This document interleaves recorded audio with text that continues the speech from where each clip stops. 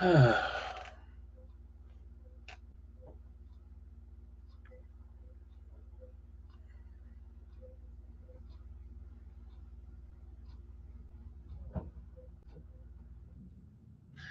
morning, Tim. Welcome in.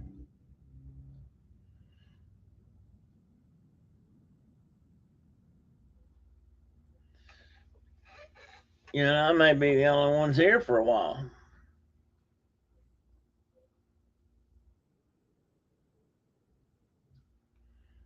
We may be the only ones here all day.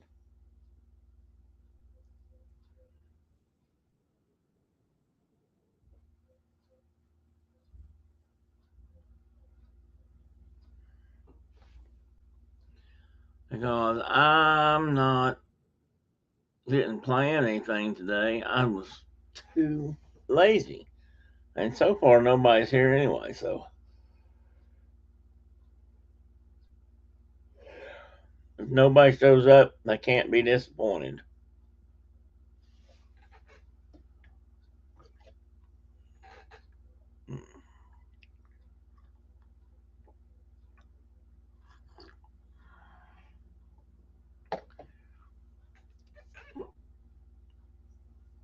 Good morning, Julie. Good morning, Miss Carol. Oh, I'm not alone. I have two wonderful guests or viewers this morning. How are how are each of you today?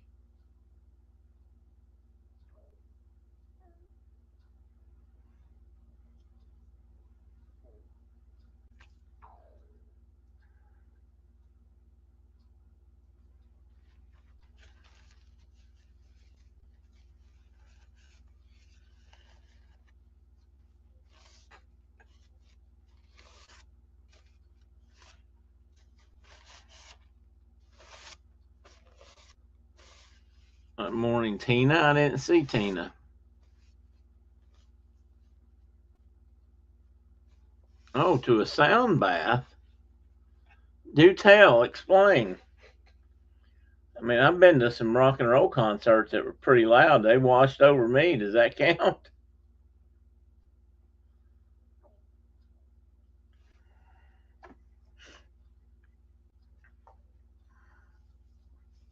Morning, Chuck.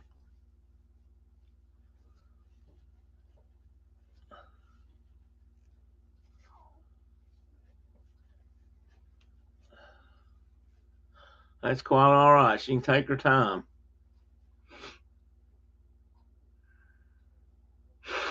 70-degree weather for the weekend ahead. The week ahead. Well, good for you. Afraid we don't. I don't think our air conditioning is on the fritz again.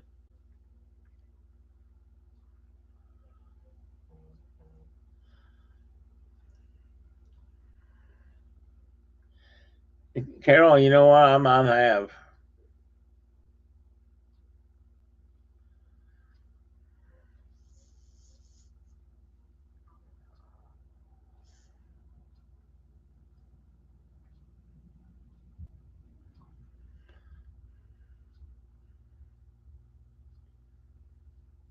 Yeah, Julie.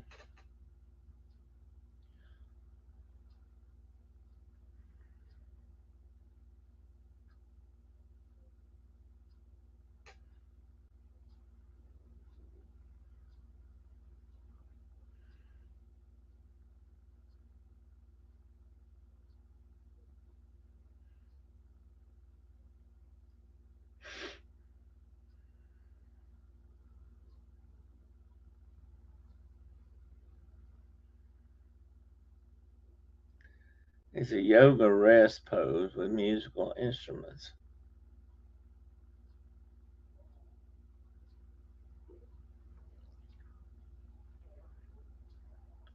Who who is playing the instruments, Julie? Uh, the, as you rest, people in the rest pose. I mean, I'm sorry, I'm ignorant of the ways of yoga. We've only done I've only ever done chair yoga, so Hey, Jason. I think they were talking about gator hunting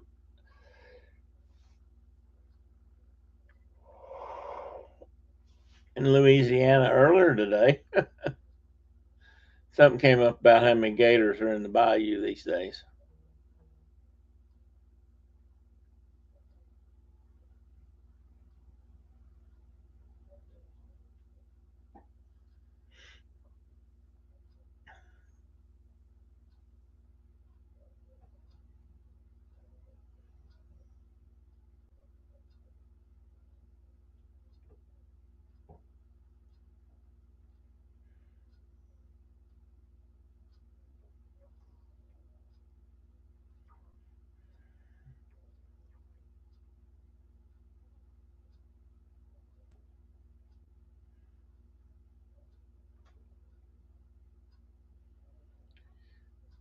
Oh, well, guys, I'm going to be it today. Unless somebody else wants to join me. I talked to Mark yesterday. He had cow punching duty today. The yoga teacher plays some music. Oh, okay. That does sound, I'm sure that's very relaxing.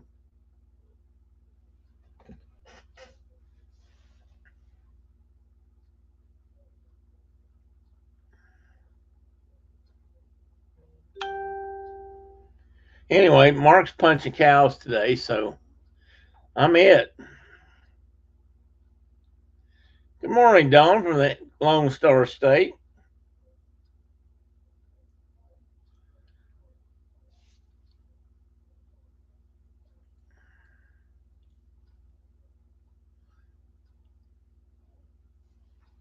Yeah, I would think it would be.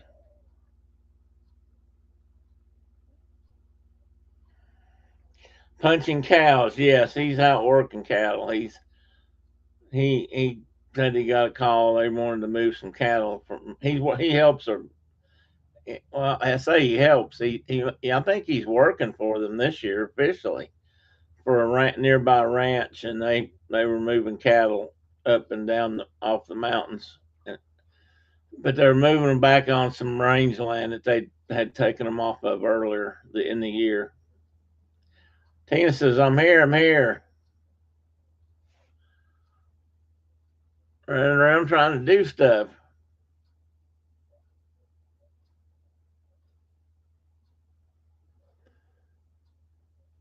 That's what I mean by cow punching, Julie. So they're moving cattle by horseback.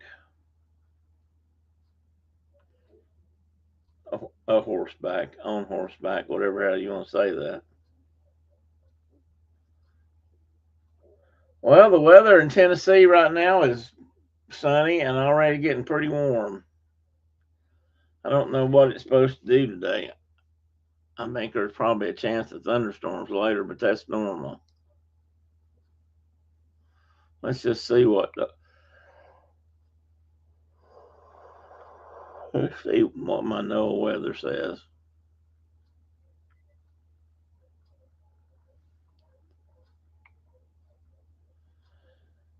Mostly sunny.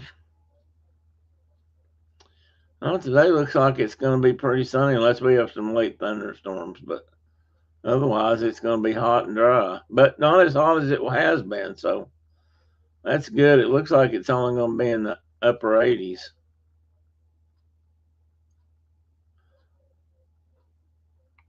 And tomorrow also. Tomorrow might be a little cooler. Ooh, I hope we get some of that weather that's I'm hearing about people talk about north of it. Good morning, John. Oh, that's right. It is Brenda's birthday. You're absolutely correct. I don't know if she's in here or not. I should call her.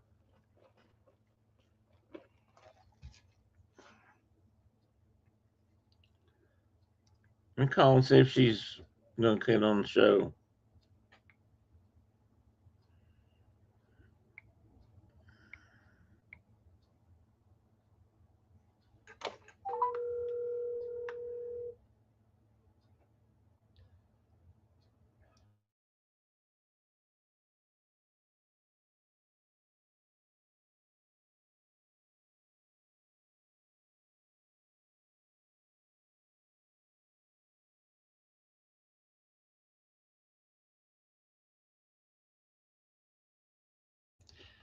She is on her way. She said she was getting here. Good morning, Chris Nichols. How are you this morning? Oh, I didn't plan anything today. I guess I should have called you and Dave see if you wanted to tie some plies today. I don't have anything else planned. I didn't. This week's been kind of an off week for me.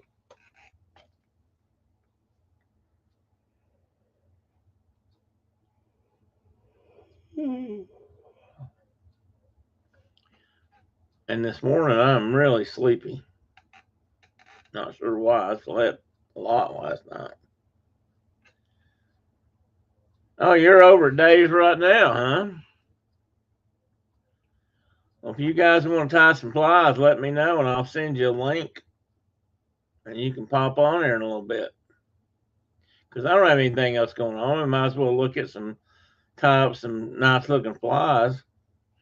Well, Miss Tennessee Bear is coming, Julie. She's on her way. And like I said, today is her birthday. She may not want to be reminded, but it's it.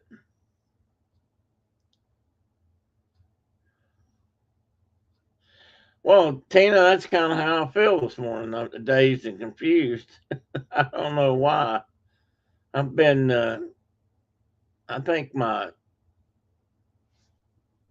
dental work, oral surgery, kind of caught up with me this week. Last week I felt pretty good.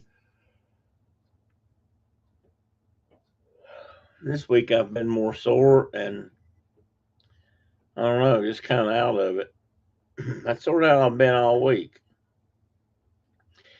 Well, there she is.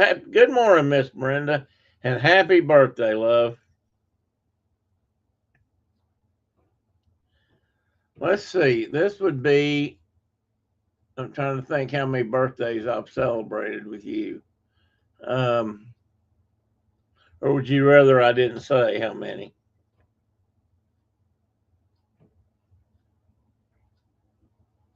Maybe I should ask that first before I do that hard math.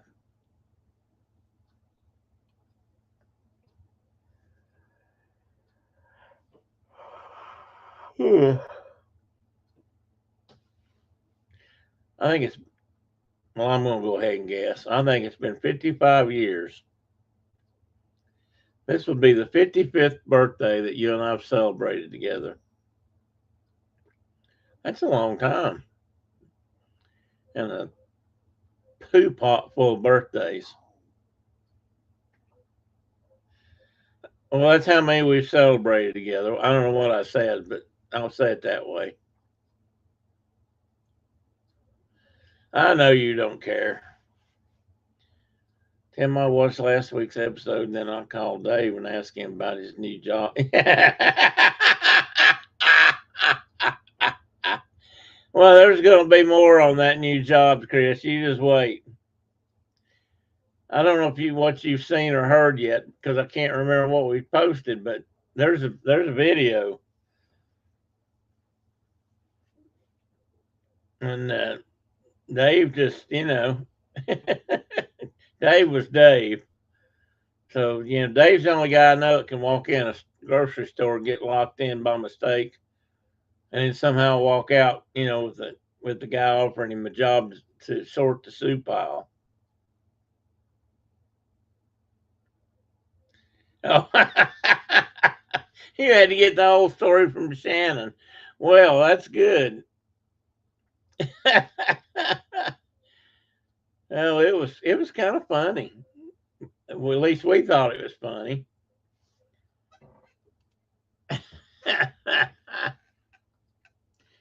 Hey, good morning, T-Town Mary Ellen.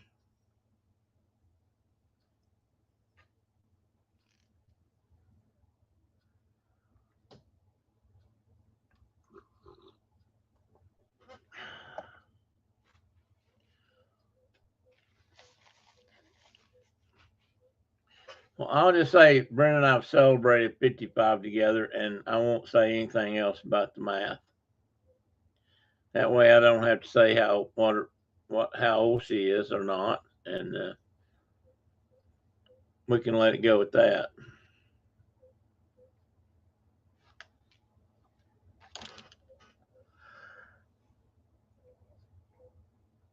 Oh,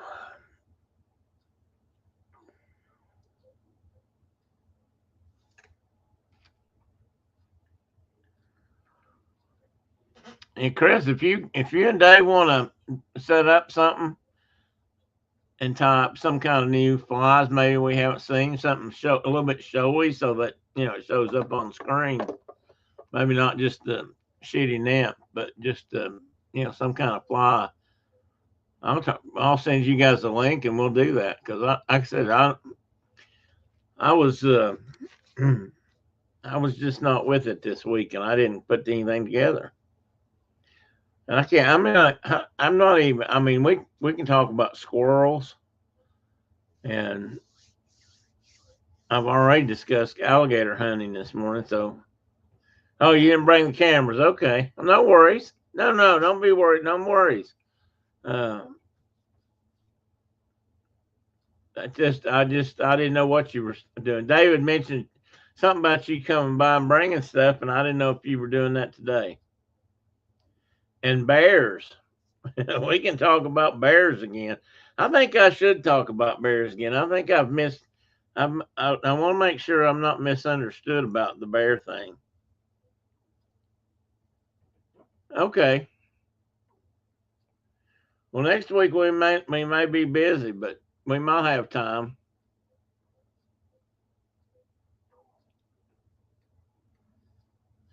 Are you and Dave going fishing today, Chris?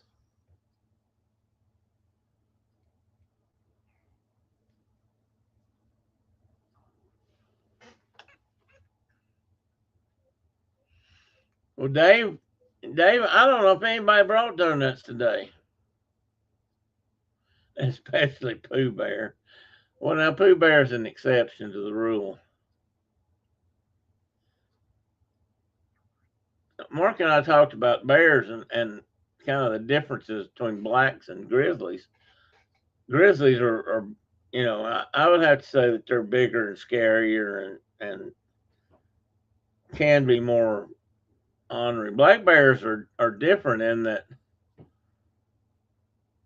there are occasions when black bears actually seem to hunt humans, um, and they have been known to eat humans. Grizzly bears don't tend to do that. Grizzly bears just toss you away unless they decide to come back and stomp on you a little bit more. Oh yes, yes, Carol, I do. I have the birthday cake. It's supposed to be here anytime. I had it special made.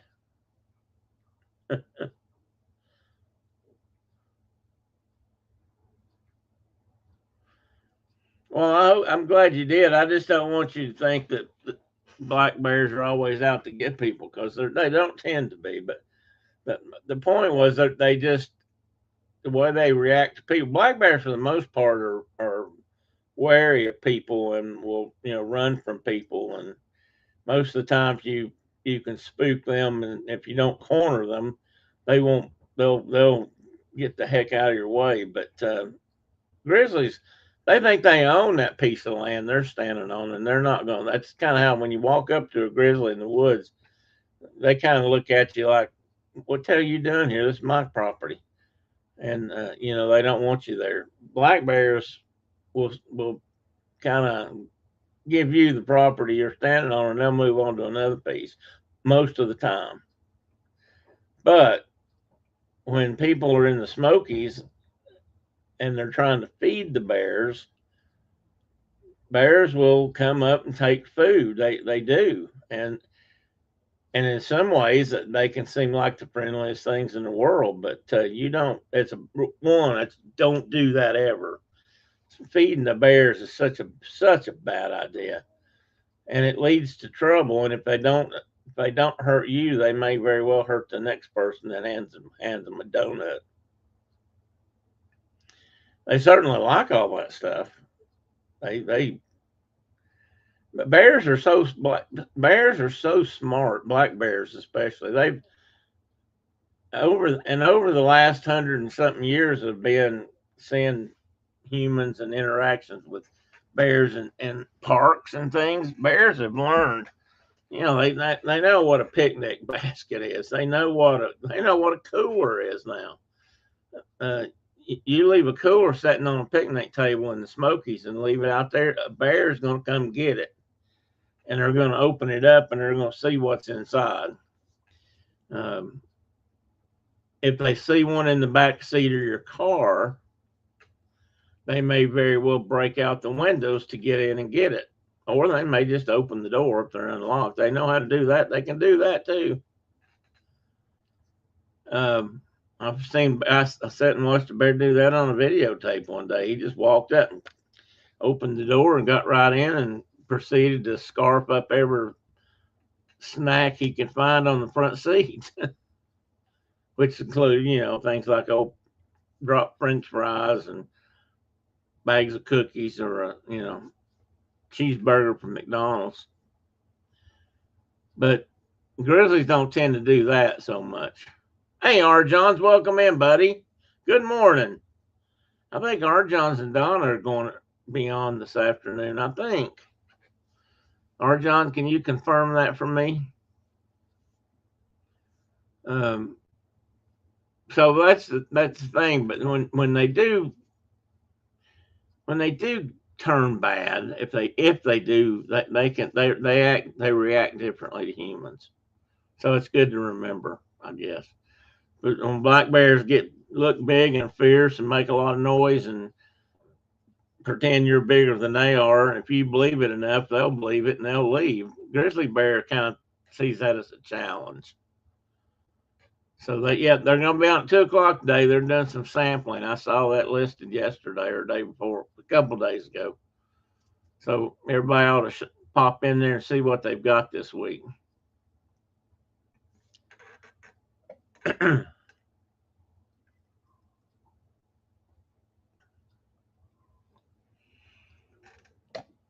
Black bears are fascinating animals, though.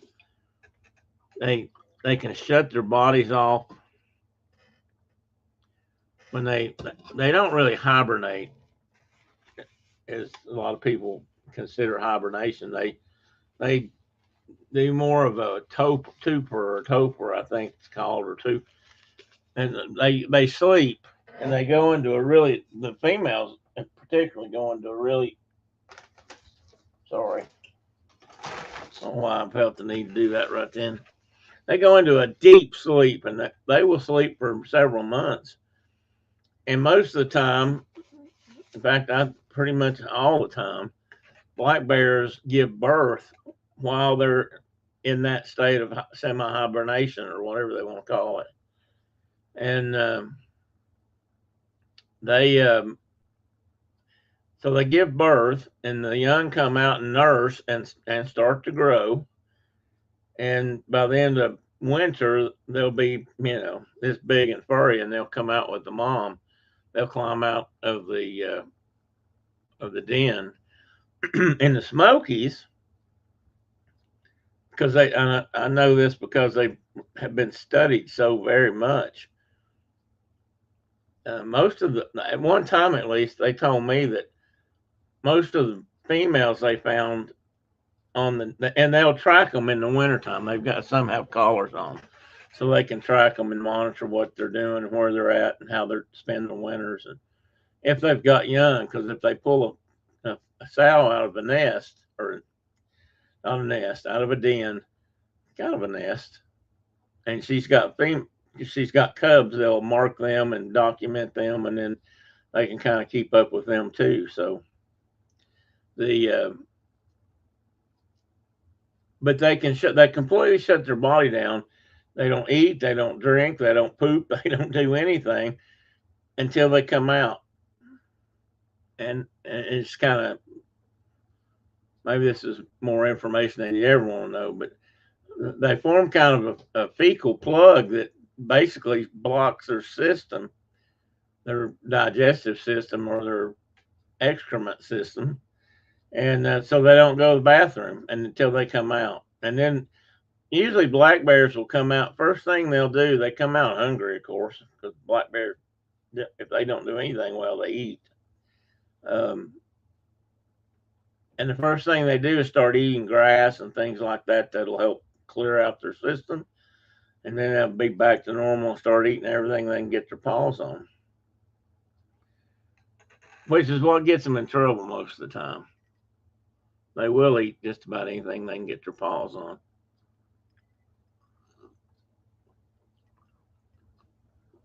But they've got really accustomed to bears. Do squirrels hibernate? No, but they sleep some during the winter. I mean, they will take, they do kind of, I wouldn't say hibernate, but they do spend a lot of time, nesting and with their young and whatnot, but they don't really hibernate. Most critters that we have, I shouldn't say they don't hibernate, but most of them don't truly hibernate, but they spend time, like I said, in that, let me get the right word here.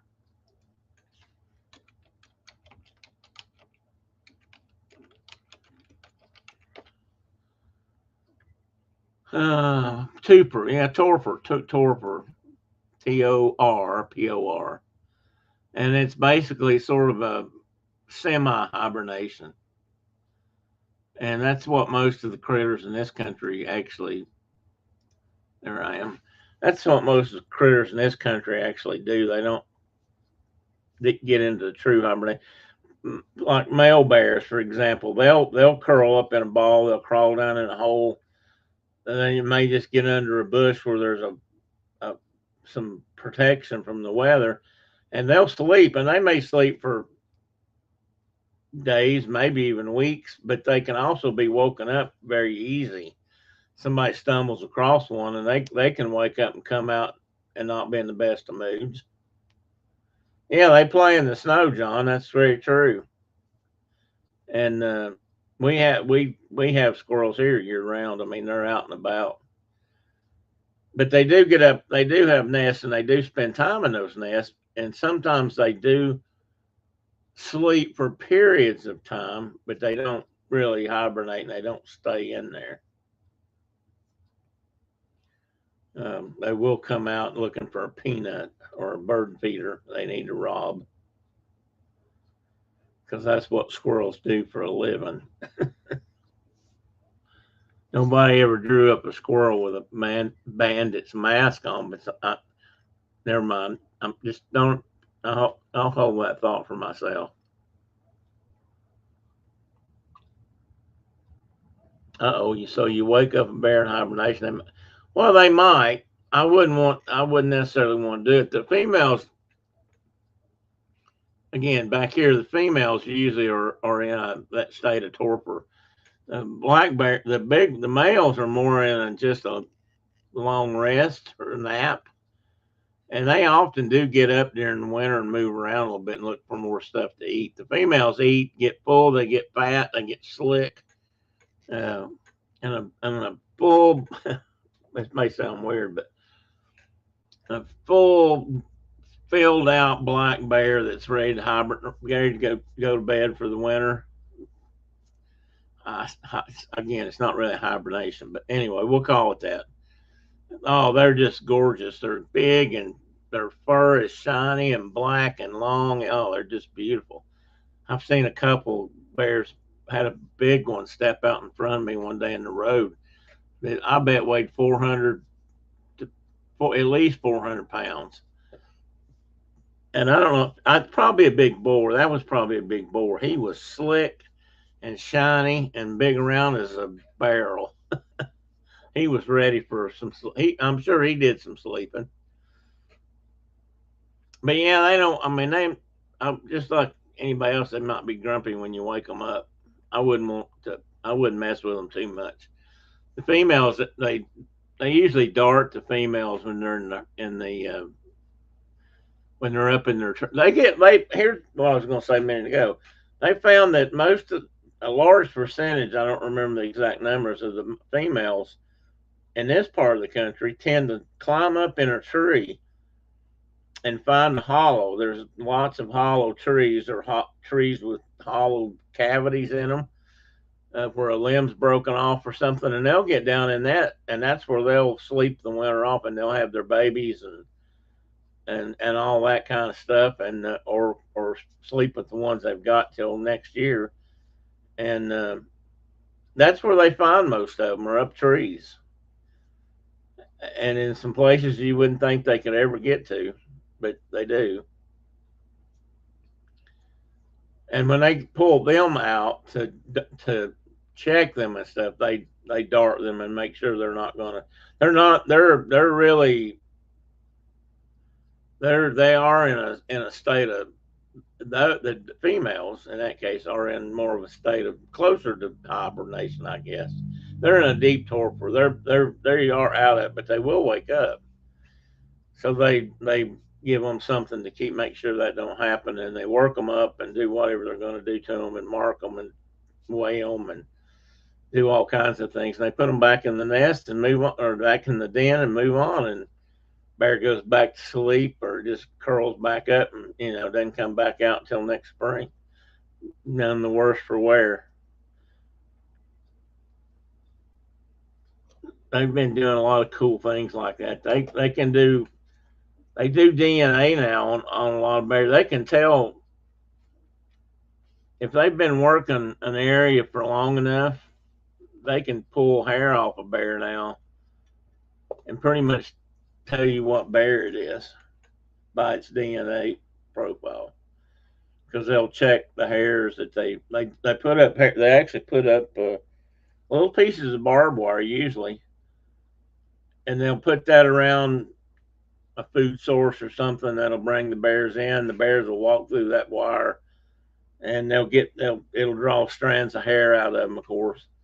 And scientists now can take those hairs, do the DNA thing on them, and they can now identify bears. And if they're numbered bears, once they can compare the two and lock that in, then from then on, they know where that bear is. If they, pull a hair sample in Timbuktu, then they know he's traveling around some. Freddie wanted to make it clear that not only is he afraid of bears and gators, he also doesn't like spiders or snakes. I'm afraid Mary Ellen, I'm worried that the more Freddie learns about me, the less he may want me for a friend. Because those are all things that somewhere in my life I've messed with, including a gator or two. That's been a long time ago, but we caught the coolest snake. I don't know if I showed that picture. I was saving it probably for next week, but we caught the coolest snake out in Wyoming. Oh man, it was might have been a once in a lifetime event for somebody like me. Yeah, he's Irish. They don't have any snakes. I don't know about spiders. They probably got spiders. Surely they have spiders. But they don't have any snakes. Thanks to St. Patrick. No bears or gators there either. So I kind of get that. The very first time I ever went to the Everglades, I was scared to death. I wasn't physically afraid, standing there trembling, afraid to do anything. But I was concerned about having to get out of the boat and into the water or into the swamp, because every once in a while the airboats we were in would run up on something and get stuck. And when they get stuck, the guy that's riding up front has to get out and wiggle woggle, push the boat out till it's frees itself up, and then you can get back in. And the thought of that scared the crap out of me at first. It wasn't the gators though I was afraid of. It was the snakes, because the Everglades are just thick with snakes, even before we had exotics down there. And then after the first time I had to get out, it never bothered me again, so I didn't think about it. once you hop out and you've done it and you survive, it's not such a big deal. Thank you, Carol, for posting links for people for other shows. Um, yeah, I'd love to take Freddie for a trip through the Smokies. Maybe we could see some bears. If it was the right time of year, I pretty much guarantee we could see some bears. It's getting to where there are the bear population is still quite healthy, and as far as I know, still growing. And so people see more and more bears, and they've got, like I said, they're savvy. They figure things out, so they've gotten used to people to some degree, in that they associate people with food and more and more and more, and so they come into. That's why you see them in town and stuff. They're usually wandering through town looking for a bowl of dog food or something, and they trust me. If you leave your dog food out, they will eat it. If you got bears or coons or other things, but if you're in bear country and you leave stuff like that out, you'll bring them in. They uh, they don't pass up an opportunity to get a free meal.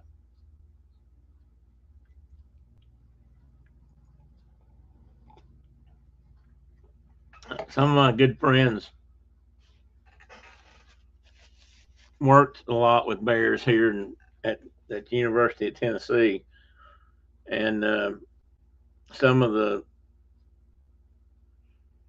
I don't know. I would have said, and I'll say it, even though I haven't been involved in a while, but some of the most detailed um, and extensive research on black bears has been done right here, in part because of the Smoky Mountains, and secondly, with the University of Tennessee. There was a professor there. That's what he specialized in, and his name was Pelton. And now I'm going to try to remember his first name and not be able to. Dr. Pelton. We called him.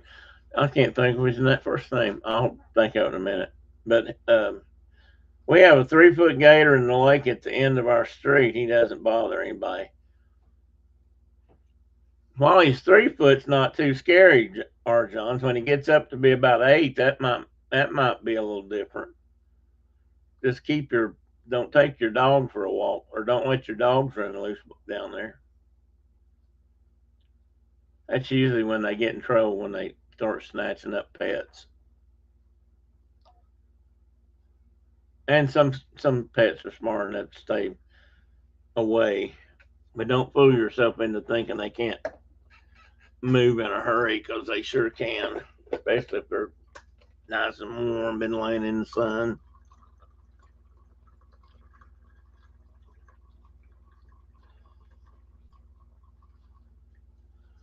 And as long as he's in the lake at the end of the street, I don't think Carol, you wouldn't have too much to worry about. Like I said, until he gets up about, 5 to 8 feet, and then he starts looking. They start looking a little more menacing at that point.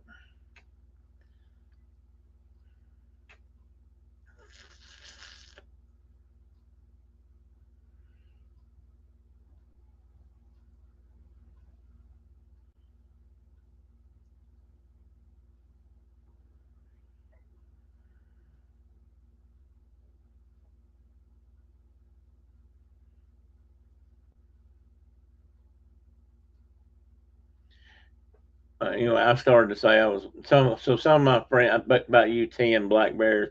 So some of the friends I went to met in college or made in college, several of those guys worked with black bears and did a lot of that kind of stuff. And plus, almost all the students, myself included, had opportunities to go out and work with the bears. Uh, you just had to be able to keep up, and unfortunately, by the time I got to college, I was about 20 years older than everybody else, and my back was killing me, and I couldn't always make it up to do it.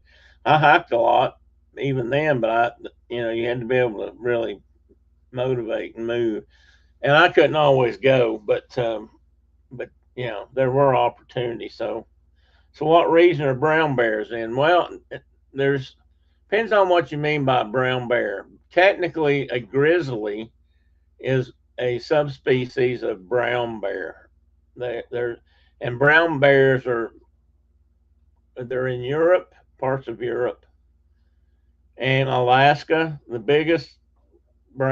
of the biggest land mammals on Earth are in the North Pacific region of Alaska and uh, Canada. Now, grizzlies tend to be inland, and brown bears tend to be on the islands, and they're the salmon eaters that you see. But they're all technically those guys are all a subspecies or a variety of what's classified as a brown bear. Now, black bears can be brown. There's black bears. There's a whole range of colors that black bears can be, from white, which is be pretty rare, to what they used to call a blue bear, which were black bears that lived on glaciers. They tended to take that blue gray coloration in their how that happens. I'm not sure anybody knows, but over time they look blue and they blended in with the glaciers. And then we also have the cinnamon bear, which is a brown color phase of a black bear. But all of those are black bears by species. They're just different color phases. So you could have a brown bear in Oklahoma, and it would probably be well, I'm going to say it will be a black bear that's just that color. Um, and when you talk about true brown bears, and like I said, they're more northern. Alaska, Canada, parts of the upper Midwest, not upper Midwest, upper Northeast, Northwest might have some. The famous Kodiak brown bears, the big ones, they're all a different. They're a brown bear. Same thing. They're same thing as a grizzly, basically, but a different subspecies. It's crazy seeing them on golf courses, the big ones at that. You talking about gators or bears, John? Because I know you've seen bear on golf course. And if you've been to Florida, I bet you've seen gators on a golf course. At least I hear about gators on golf courses all the time. And yet, that's the thing about gators. They move around, especially the big bulls. And you put a pond on a golf course, and John Gator's out wandering around looking for a new place to hang out. He could drop right into a water hazard on a golf course and hang around. Okay, I see. I have learned some bear talk with Tim. There you go. We like to talk about bears and things here. John says both. I bet you have. Every once in a while I hear about guys golfing in Florida, and they come up on a green and there's a 10 or 12 foot gator laying up there sunning. And best thing I could say to do would be to go, make a wide berth, give him a wide berth. But people don't. People tend to run up and poke him with their golf clubs and things of that nature. Some people.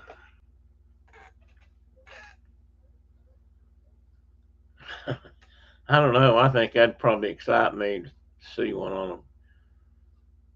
To see a big gator laying up on a green. For one thing, I would, being a non-golfer like I am, John, no offense, I'd be thinking, oh, that's a good use for a green right there, gator a gator sunning pad. But that might not be how you see it. Gators make good pets, keep solicitor. Yeah, they would do that, Dave. That's a fact.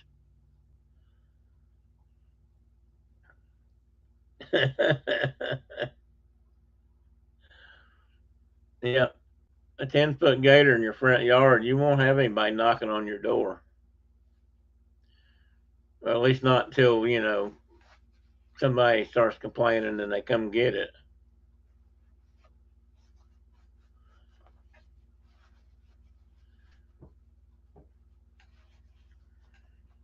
I'm still waiting on my bears. I know there's bears here and there's bears around.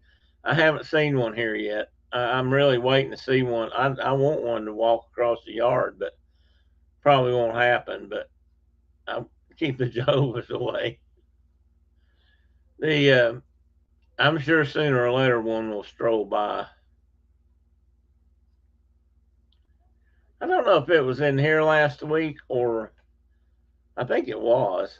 Um, we might have been talking about Mark's cousin Joby.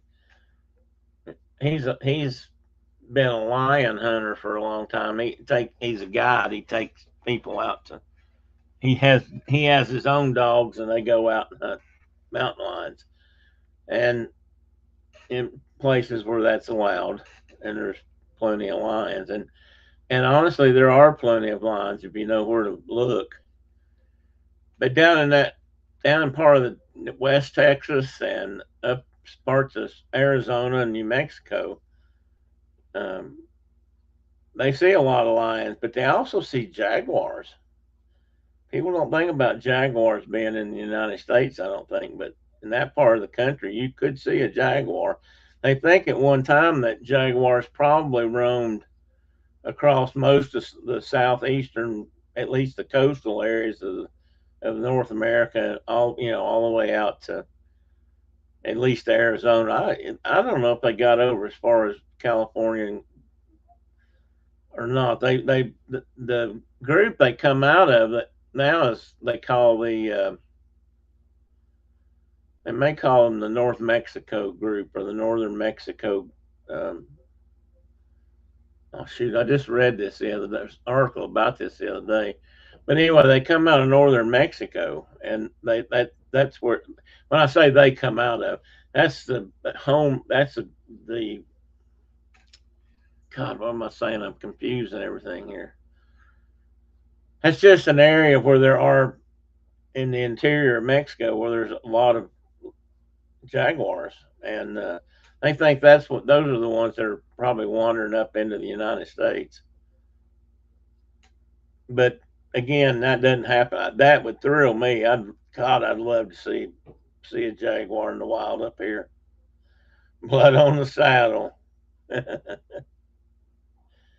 have a bunch of bears that dance and sing about a mile south of my house. I've met those bears, John Richard. I missed this. Mary Ellen said, a gator in the front yard and a bear in the backyard, and you have your bases covered. Yep. The in laws wouldn't bother you. The salesman wouldn't bother you. Not much anybody would. Of course, you might wonder why nobody ever comes over to visit.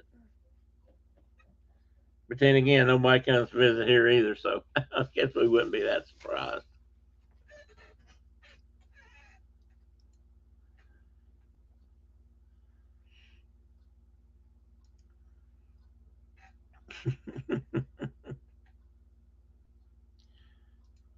Oh, me.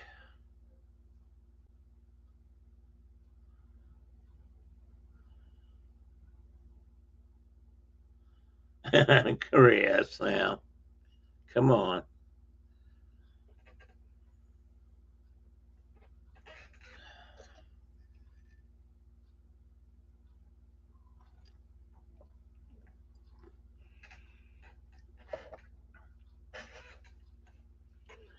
I've camped in the mountains where the bears are. I've never had one come to camp yet. But they taught us how to, but I learned how to hang bear bait a long time ago. So that's a common, I'd make sure I do that. That at least helps me get them away from camp a little bit.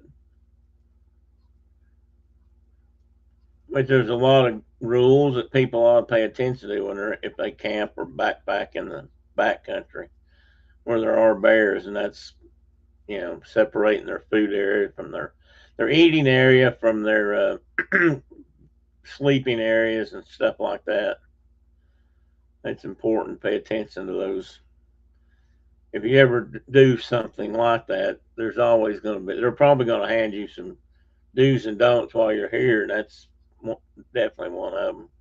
They have signs up all over the Smokies when you, from the areas where you have people go camping and hiking, and especially in the backcountry, just to let them know. And they close off areas sometimes when when there's too much bear activity around.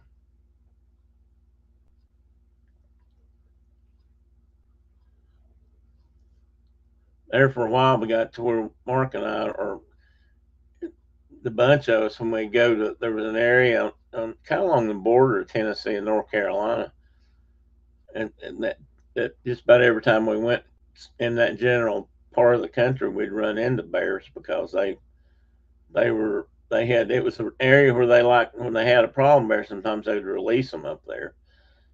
I don't know if they do that anymore. Problem bears and releasing bears is a problem unto itself. We've talked about that on the show, I think. Hey, John, you have a good weekend too, buddy. Thanks for stopping by. I apologize for not being very professional today, but I just wasn't in the right frame of mind this week or something.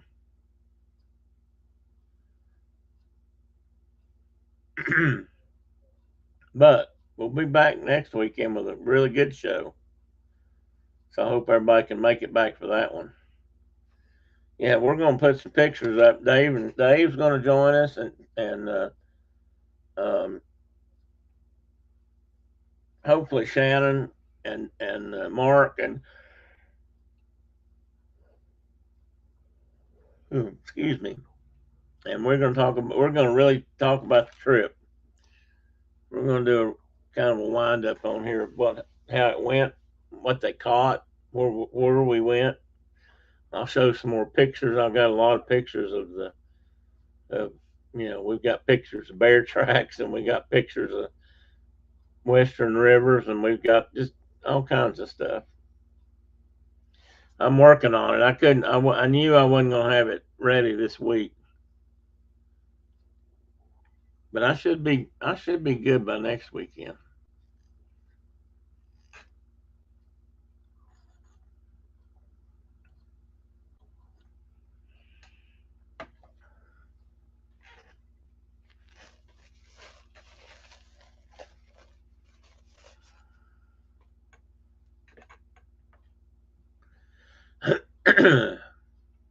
So I hope everybody can come back by next week for that. That'll that'll get things back kind of on a normal keel, I think.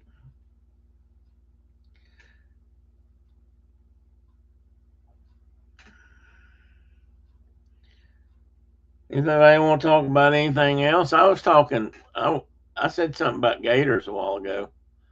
I know this isn't a gator hunting show, but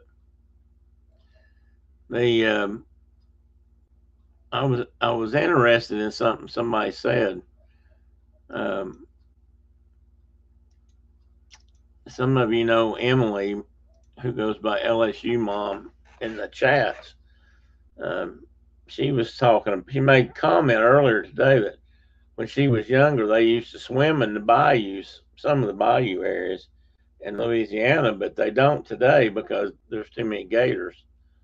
And Nico the Greco, who comes in here a lot, made a comment about them maybe hunting more gators to try to get their numbers down. So I looked that up, and they are opening some new plans this year. Where'd that go? They think they have around 3 million gators. I bet there's more than that. That number sounds too low to me. Um, Here's an example. Let me see if I can do this. Here's one. Here's a Louisiana gator.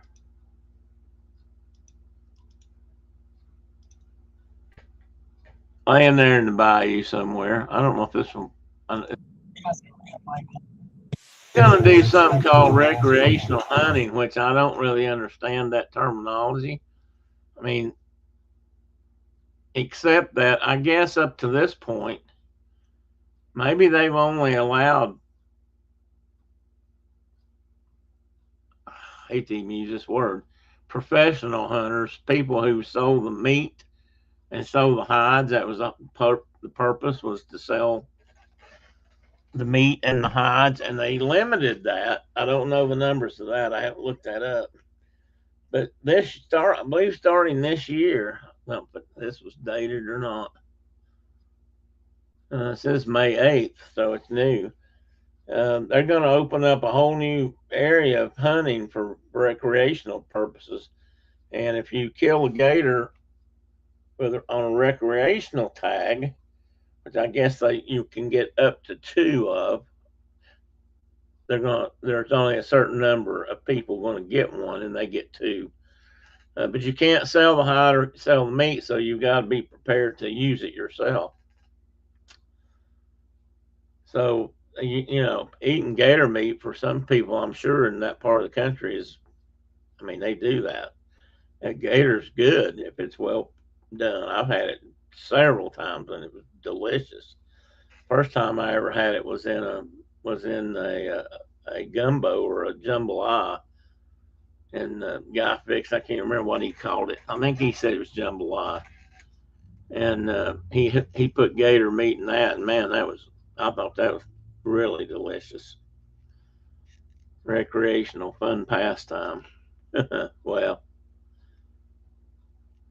we could make it side. We could. Oh wait a minute. Here, see how Mary Ellen said. We could make it a bit side business. Tim, you catch the gators, and we can make shoes, belts, and purses and sell them. There you go. There you go.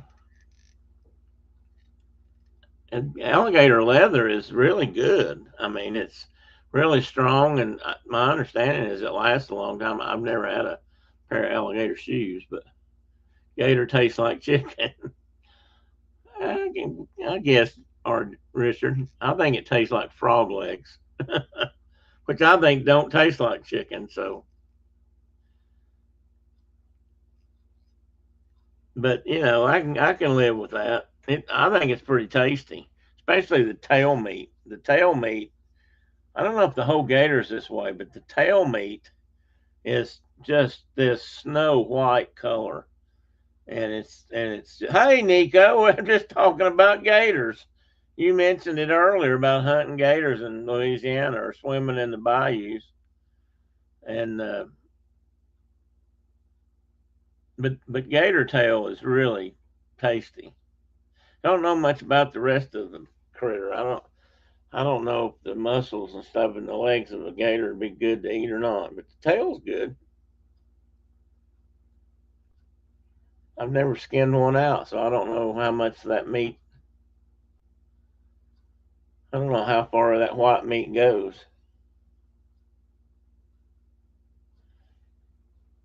I've had it.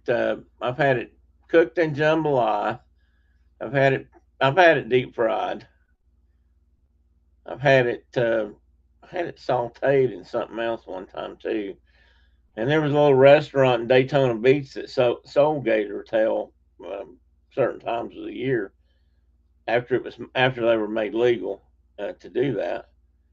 And I can't remember how that was fixed. It was probably fried with something else, but I can't remember exactly.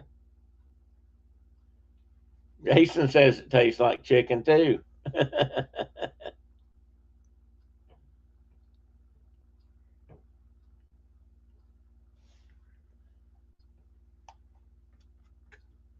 I think it's pretty good.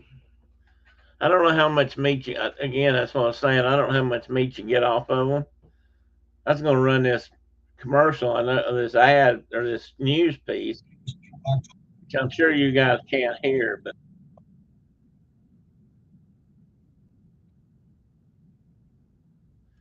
see what some of these guys are worried about in Louisiana, and I haven't kept up with this lately, is they're worried that when they open it up to recreational hunters, there'll be too many hunters and the ones that are hunting them for market will have less gators to hunt. I think that's what they're worried about. It's what it sounds like they're worried about. You know anything about that, Jason? You keep up with that kind of stuff down there? The This guy's a senator, a state senator, and he's also an alligator hunter.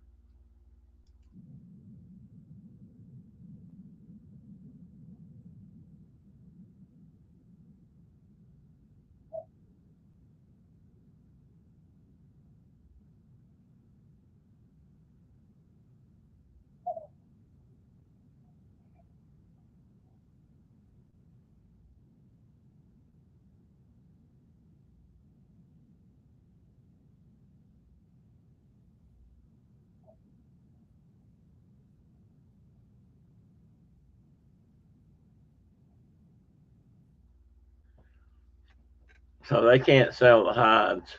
They can't. If you're a recreational hunter, you've got to keep it for your own consumption, which would be kind of cool. I think I'd like to have a gator hide. I mean, I'd like to tan the leather and see what the body could make with it.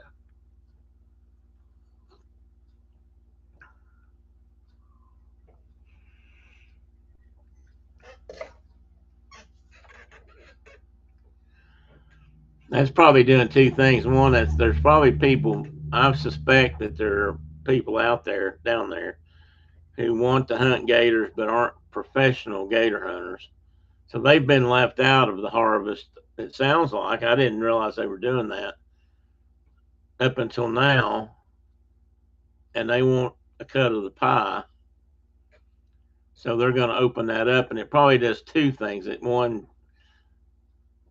Three things. It might create a conflict between those two groups of hunters.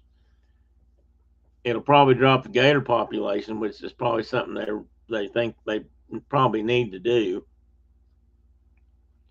And three, it gives the recreational folks something to do and gets them off their back about that. I'm sure that's where the pressure's coming from, but there's probably a real thing about maybe the gators are there's too many. I think Florida might could say that. I don't know how many Florida issues tags to hunters, and I know at one time that was a professional thing only also. Because if you could call a professional hunter, if you had a 12-foot gator in your swimming pool, for example, you could call gator busters and they'd come get it. And they were the only ones that were licensed to do stuff like that. So I don't know if they do any recreational hunting of alligators in Florida or not. And state would that then brings in more state revenue. Unfortunately, that revenue, well, I don't know in Louisiana. A lot of states that revenue would just go into the general fund, which what I wouldn't like. But if it goes straight back to them, that's a good thing. Oh, they definitely are going to charge for tags. I think the I looked at this might be on this.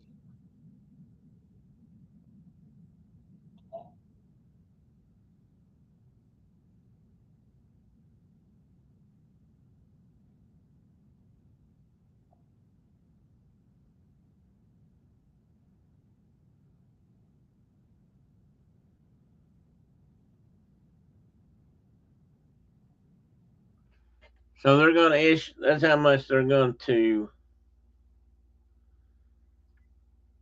They're going. It's $25 for a resident of Louisiana to get a tag. It's $25. If I wanted to come down there and go alligator hunting, it would cost me 150. And I think that gets me. I believe I read here that it would get me two tags, so two opportunities to bring one home or bring two home, an opportunity that you could hunt twice or fish twice. I mean, it almost sounds more like fishing to me. What they're saying is that the recreational hunters can only use what they call the bait and hook method, which means they hook a big piece of you know some kind of raw meat, dead chickens or whatever, on a big hook. They throw it out in the water and let it, and the gator grabs it just like a fish would, like baiting a fish. And then once they're on your line, you can pull them in and what's, I don't know, there's not a polite word for this. Hit them over the head and skin them out, and they're yours. But I don't know how many. I don't know how many commercial or professional tags they're issuing. And the recreational season in Louisiana, Nico, in case you're interested, is only a month. I think it's the month of October, whereas professional gator hunting is allowed from August 1st to the end of December, I think they said, which is a pretty long season. But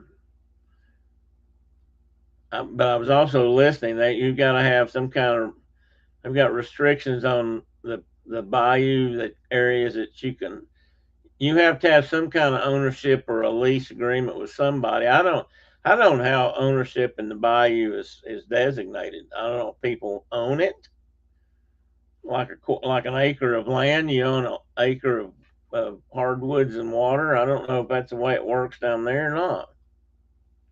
To be fair, I have to admit that the money charged in New York for tags and licenses is all supposedly used by New York State Environmental Protection, but I know from experience that sometimes the earmarks are weak. That could be true, though, Tina. It depends on how it's set up. They usually, from tags and stuff, they do get it all, and that's the only thing that supports most state wild game and fish departments. That and the federal excise tax money they get off sporting goods that people buy. Anytime a hunter buys a box of shotgun shells or a new rifle or a shotgun or a hunting gear, there's an excise tax on that, and that goes directly to game and fish departments all over the United States. It gets divided up, and that's been going on since the 1930s. And the thing about it is, the hunters and fishermen, because there's a fishing one too, the hunters and the fishermen in the country are the ones that got that started. We asked for it because in the 30s, white-tailed deer had just about disappeared. Gators were going the way of the dodo bird. Mountain lions and coot. I mean, everything you can think of was pretty much hunted to damn near to extinction. And so they had to get, they needed money to help fund programs to work with those critters and the game, to build up game and fish species. Like, they had to have money for Tennessee to go to Michigan and get deer to bring down here and turn loose, or they had to go to, they got deer from other states. I mean, states traded deer for turkeys, and turkeys traded deer. I mean, it was just the states did that all over until they got their herds built back up. Yeah, they've got a season, Nico. Like I said, that most of it is apparently is more geared towards professional hunters taking out so many per year, because that's what they're shooting for. They're trying to keep the numbers level at some number which they think is supportable for the people and the critter itself. And the gators are a great one. Hang on a minute. A better idea.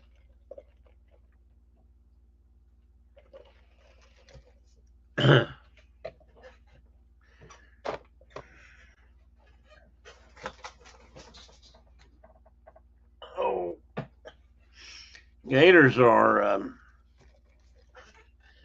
what I would call a success, a great success story and part of the Endangered Species Act, because gators were on the brink of extinction. They feel like in this country, and were hunted pretty unmercifully. I mean, they were hunted a lot, and the numbers were really, really low.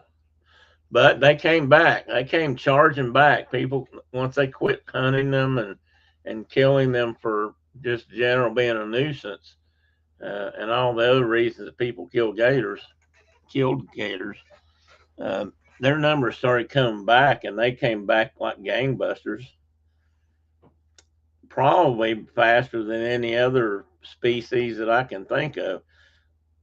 The bald eagles came back, and they were a great success story, but I don't think they could even compare to how well the gators did in that regard once they had a chance. But now that's the problem,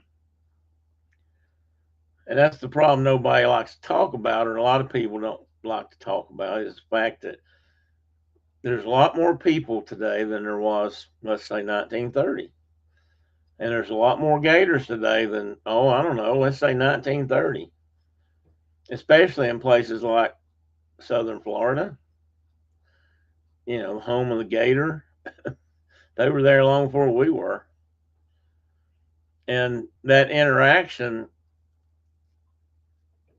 has to be dealt with, whether we like it or not. And the same people who don't want gators to be hunted oftentimes want to live in Florida, or did, or might want to live. The point is that they want to be there, and they don't want anything to happen to the gator, but they also don't want it eating Fifi every time they walk around the golf course. So you have to come up with some way to control the numbers.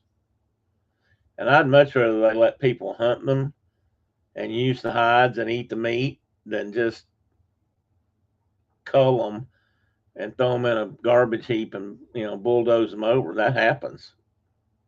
It would be a shame to lose the American alligator, though they are everywhere now in ponds and lakes. They didn't used to be. That's very true. That's very true, Don. They are. I mean, they were probably in those creeks and ponds and lakes long before, but they haven't been there in a long time, not in our memory. And that's the thing. They have come back like gangbusters, and that's why states like Louisiana, where they have a lot of them, are trying to come up with acceptable and, uh, for lack of a better word, fun way for people to want to get involved. I mean, there's probably a lot of people that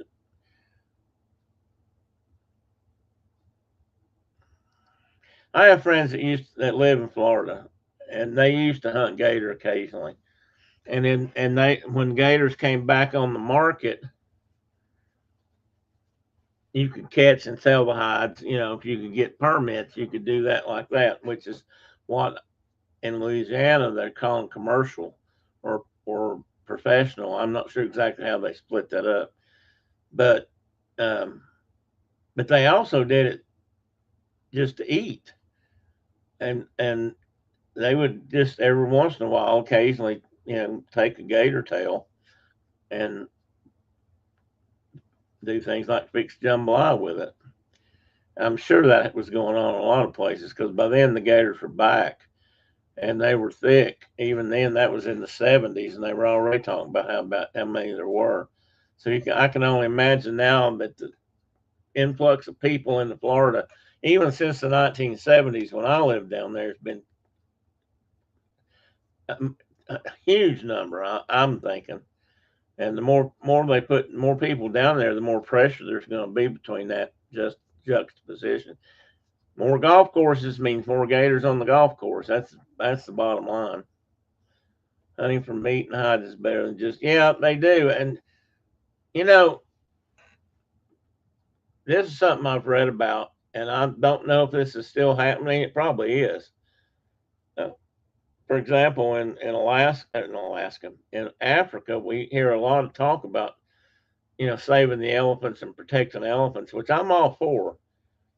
But they also remove a lot of elephants down there, not sport hunting, not not poaching, but they have hunters that legally take out a certain number of elephants every year because if they don't, those elephants destroy villages and people and gardens and crops. And I mean, few elephants can lay waste to a whole lot of watermelon crop or corn crop or anything like that that they like to eat.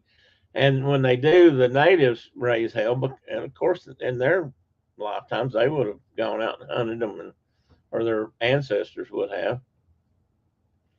So there are places in Africa where they used to, at least, cull a certain number of elephants every year, and it would amaze you how many. But they didn't just throw them away. I think they just, I don't know how they handled the ivory part. That's a whole other issue to me. But they took the meat and processed it and fixed it so people could eat it. I mean, they packaged it, and that was used by the locals. So they were taking elephants out of the system, culling them out. They weren't. I wouldn't call it hunting so much. Um, they were culling them out, and to the point where a lot of the guys, some of the stories I've read, the guys who did that at one time because that was their job didn't last. They didn't want to do that. That just killing for killing is not fun. I mean, that's not.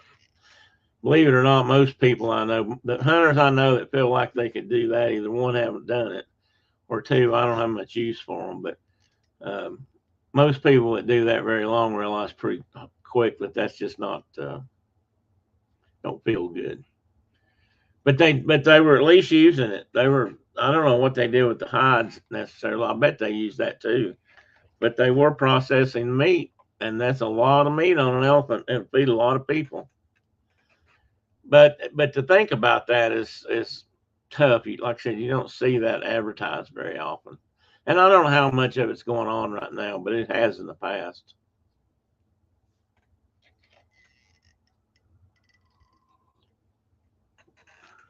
I'm sure if we asked Mark, I mean, he's had to dispatch game because they were injured or hurt in his lifetime working out in Wyoming way more than he ever would have wanted to, and it just turned it. He it's not something you enjoy. I know people think that if you hunt, you're just cold hearted and don't care, but that's not true. Yeah, most of them do, Tina. You're absolutely right. Most of them care about it. Not all. A lot of them love it. Some of them don't care about it, um, or want to care for it. Maybe is a better word. But yeah, most of us do, and that's like I said. That's where those hunting and fishing taxes, excise taxes, came from. Hunters and fishermen in the United States were on board with that from the beginning, and helped pass those laws. And since the 1930s, those two acts, the what, I won't be able to remember them. One of them's the Pittman Robertson Act is one of them. That's the hunting one, and then there's another one for fishing. I can't think of it. It's also two people's names. That's how it's referred to, and that's for fishing. And money from both of those excise taxes goes out, like I said, goes out to all 50 states, and that money is used to create habitat. It's used to help populations of wildlife, hunting and non-hunting, which bothers some people. Some people don't that pay for it don't want it to. They don't think their money should go to help, say, the bald eagle. I don't necessarily agree with that, but since they can't hunt it, they don't think it should. They don't think it should be protected.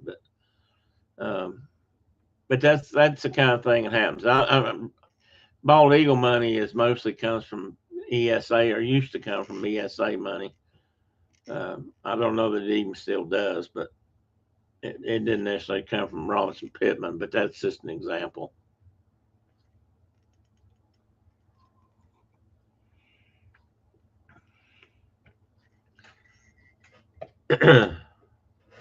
Yeah, I don't know if everybody gets that. I mean, I think some people, and I'm going to be honest with you, I've hunted with people that I didn't think were either conservationists or environmentalists, because they had a different perspective on that. But they're not common. Fortunately, they're just you meet one every once in a while that's that way. And unfortunately, I've known a few, but most of the people I know that like to hunt, that do hunt, are really, they're at least somewhat concerned about it. That's true. It is, Dawn. That's exactly right. Anyhow, that's a topic I'm always willing to talk about, I guess, but I'm sure I could bore people to death with it. That's why charging for hunting and fishing licenses is a perfect symbolic solution. It's use tax, like tolls on toll roads. Fair enough. I didn't think about tolls and toll roads, but you're right. But hunting and fishing license, like I said, is the main income for most states, which has been somewhat problematic in the last, let's say, 50 years. I'm not sure exactly the number, but um, hunting and fishing license sales have dropped pretty much all over the country. In fact, I don't know if there's a state where they've gone up or not. There may be, but certainly here in this state they've gone down, which means less money for the state. But they still get their P&R money and their other one, the fishing money that I can't think of. But I will tell you.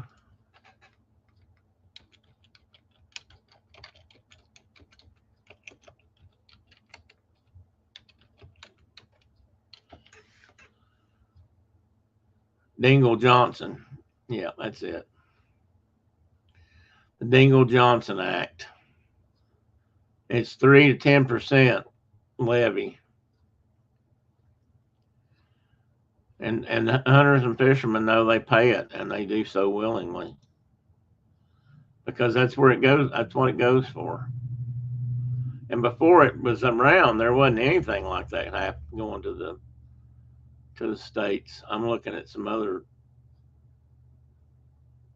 topics about, something else about that topic. Hank, bear with me.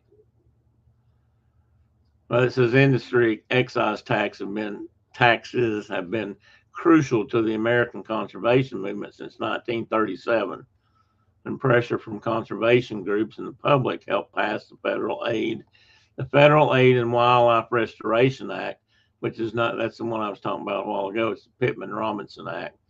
The fishing one didn't come around until 1950, so 13 years later. According to this article, managed the U.S. Fish and Wildlife Service Office's conservation investment. They provide more than $1 billion a year to support fish and wildlife in the country. So it's significant. Now here's a fun fact. On numerous occasions now, well, at least on several, well, at least on 2 or 3, I think more than that, but there's been a movement. Maybe a movement's not the right word because it didn't happen, but there's been the idea has floated around that, let's say you don't hunt, you don't fish, so you don't buy hunting and fishing equipment, so you don't pay Dingell-Johnson money, which goes to support wildlife and conservation and habitats and clean water and all that kind of stuff. But you spend a lot of time outdoors. Maybe you're a bird watcher. Bird watching is a good example. Non-consumptive use of a natural resource. You don't pay any excise tax unless you happen to buy something that crosses over that barrier between, that's considered a sporting, say a pair of boots that happen to be also something that they sell to hunters. That might have the excise tax, but most things don't. And we've tried to get that passed there's been several really good, I think, really good ideas that would be involved in helping what they call non-sporting species or like endangered species that states need extra help with. You know, they only get so much money. And so, like I said, some hunters and fishermen say, hey, I don't want my money spent on songbirds. I can't hunt songbirds. Well, most of us don't feel that way, but some do. But when we tried to get some similar excise tax applied to, let's say, binoculars, this is an example, not necessarily a real one. I'm just spitballing here. But let's say they decided we wanted an excise tax on binoculars, and all the money from that excise tax would go to restoration of bluebird habitat or restoration of waterfowl habitat on reservoirs. Um, just, you know, that sort of thing. And we've not been able to get it passed. Nobody wants to get and some of the major outdoor companies, equipment companies that you would think would be on board with something like that, because that is half of their business is people wanting to get outdoors and see wildlife and do all the stuff that comes along with that. They wouldn't do it. They shut it down. In fact, they came out publicly against it and stopped it. One time when I was in college, which is not that long ago, most of you know I went to college in my 40s. We were working on I can't remember what they called it now, but there was a similar tax on things like backpacking equipment, bird watching equipment, non-consumptive use items to help supply money for those areas of, you know, restoration and protection and whatever, and they just wouldn't do it. They just would not get on board. The reason they gave was they were just afraid, and I just spilled coffee on myself. The reason I remember them giving was they were just thought it would, you know, they'd lose business over it. Somehow I don't know how they justified that. I mean, the tax we're talking about is 3 to 10% most of the time, and while we pay it, it comes off at the manufacturer's level. They're the ones that it's kind of like charged up front, and then of course, that gets added to the price. We all know that, and we pay it. But like I said, we do so willingly. Every bullet you buy, every fish hook you buy, every fishing pole you buy, every pair of waders or rubber worm you buy applies to that fund. And they didn't want to get on board. I personally wrote to and talked to one of the major outdoor camping equipment, backpacking type equipment retailers. I won't say manufacturer because I don't know if they make their stuff or not, but they might. They've certainly got branded equipment, and they said they just weren't going to do it. And if we could have gotten them on board, if we could have gotten a few of those kind of groups on board, man, what a difference that would have made. But they didn't. They just wouldn't do it.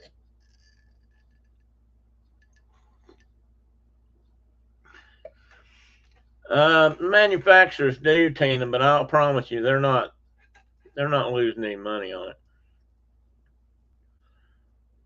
But it gets handed down. I mean, it's still considered sportsman paid, because if they add 10 cents onto $1 for fish hooks, when we buy our fish hooks, we know what we're paying for.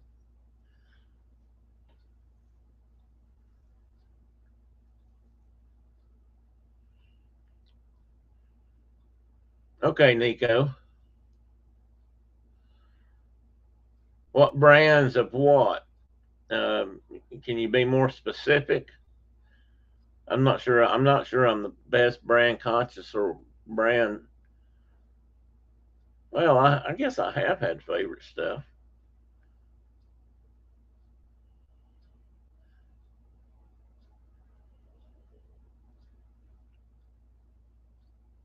Well, they just don't make it.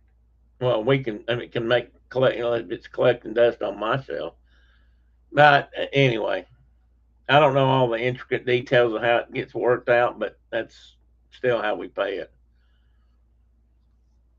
packs, hunting equipment. Well,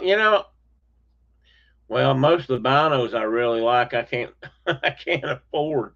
Some of my favorite binos have been loopholes, and then I like Nikon binoculars. The pair I've got right now were made by pair I've got right now. I doubt nobody's ever heard of now, but they're called Zenray, and they were I'm sure they were manufactured in the Far East, but they were sold by a company out of, I think, Atlanta, and they originally started by a group of bird watchers, for example. And I bought these because a friend of mine who was a bird watcher and a friend of ours. In fact, it was the lady that runs the little outdoor school down there for kids. Um, she had been using this brand, and I was looking for some, and she knew it, and she said, "Hey, you ought to try those Zenrays. We've been using them, and we really like them." Now, unfortunately, I think they've quit doing it, making them. So, but that started from a group of bird watchers that were trying to, get equipment that was affordable but high quality. And these are good, great binoculars. But like I said, I don't think they make them anymore. I've got two pair of them, so I keep a pair here and a pair in the house. And they're waterproof, and I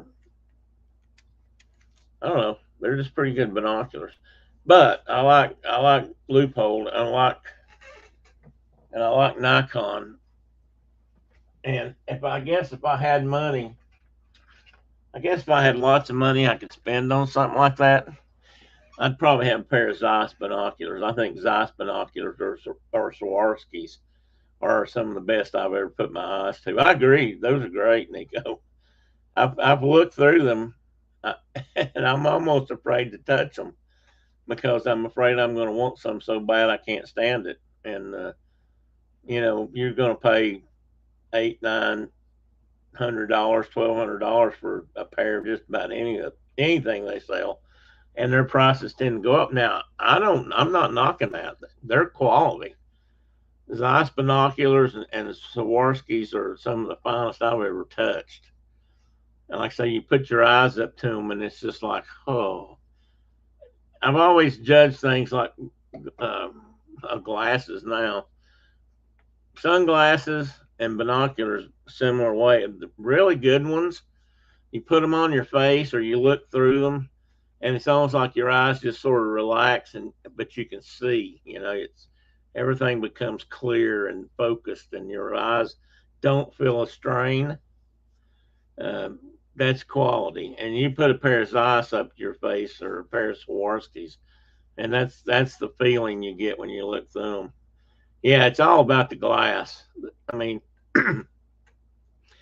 now that said, Mark has a pair. In fact, he has a couple of pair, I think, of Maven binoculars, and they make optics, and I think they make optics up in Montana. But no, I can't remember for sure, but I think it is. Could be. It's in maybe another Western state, but I think they're made here, or at least they're assembled here. And I've heard lots of good things about them too, but I've never really. Well, I looked through some while I was out there. They reminded me a lot of mine, so they're very similar to the ones I've got. But he really likes them. But there are a lot of other good ones out there. I mean, but and then backpacking wise, I used to like JanSport, and I've got a lot of Kelty equipment. At one time, Kelty was really good stuff. Kelty tends to come in at a little bit lower price point. I think for the money, it's really good quality. There's another group that makes tents that I used to really like too. Oh crap! I can see them in my head, but I can't remember their name. Phil's got one of their tents, or maybe more than one of their tents.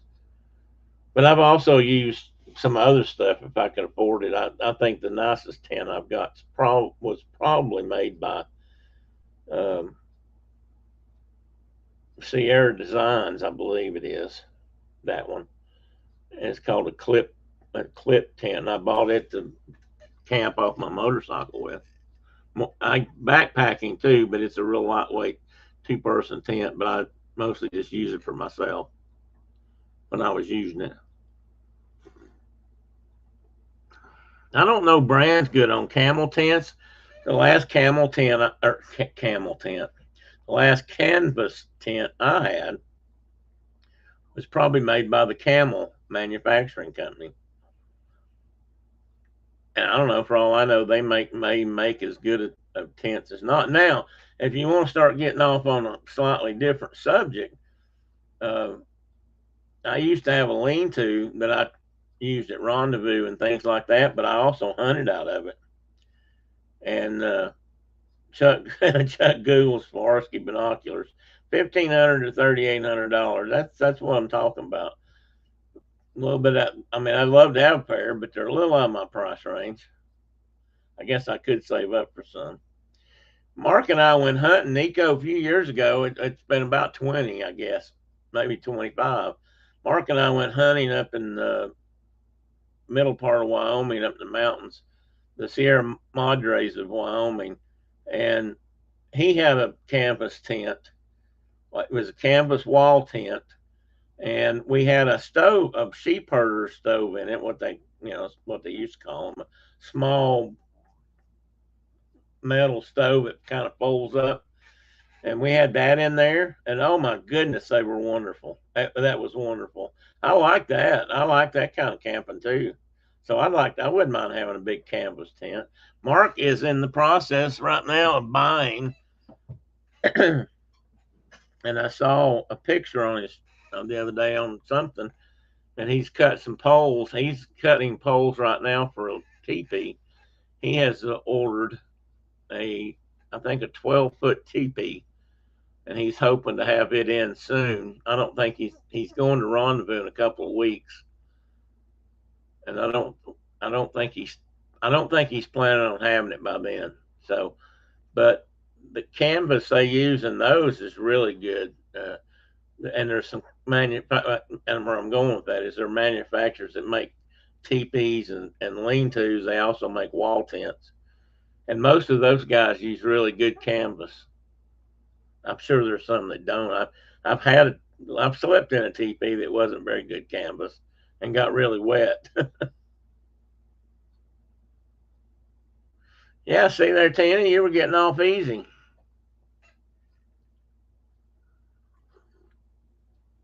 I think if you look up Zeiss, you'll find they're about the same as the others.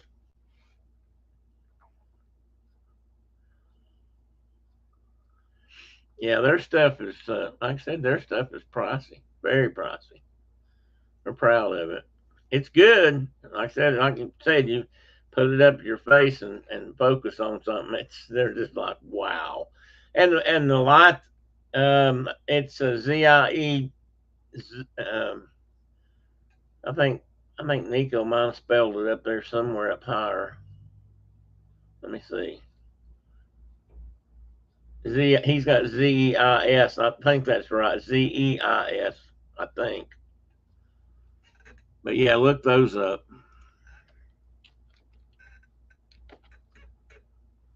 ZEIS, actually 2 S's. Make sure this is the right company.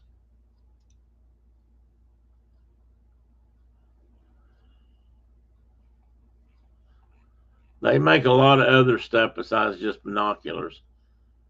I'm not sure that, like the article I pulled up right now is more about, I think, microscopes and that kind of equipment.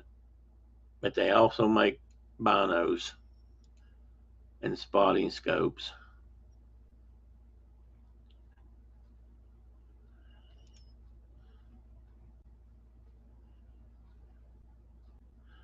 Let's see.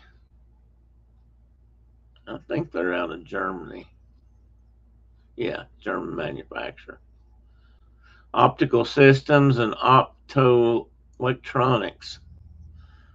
They're in Jena, Germany. I wonder if that's how that's pronounced. Carl Zeiss.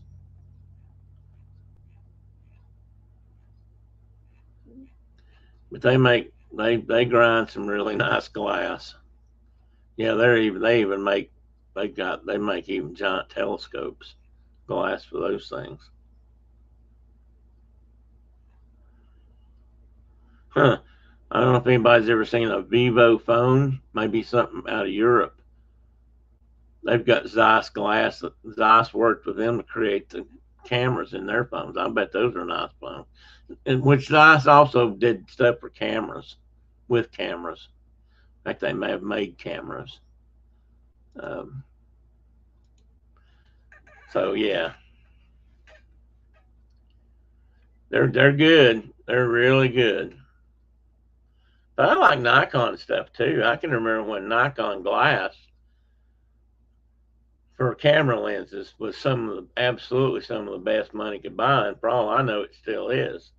I don't own a Nikon camera currently, and I'm remiss for not, because I really like Nikon equipment. I used it when I was younger.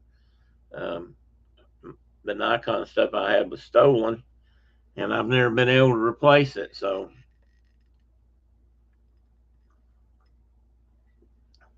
yeah, I'd like. What do you think about your Vortex stuff, Nico? Because I've been wanting to buy a Vortex scope for one of my rifles, and they're another American company. It's not been around a long time, I don't think, but I think they make. I don't know. I think they make pretty good stuff too.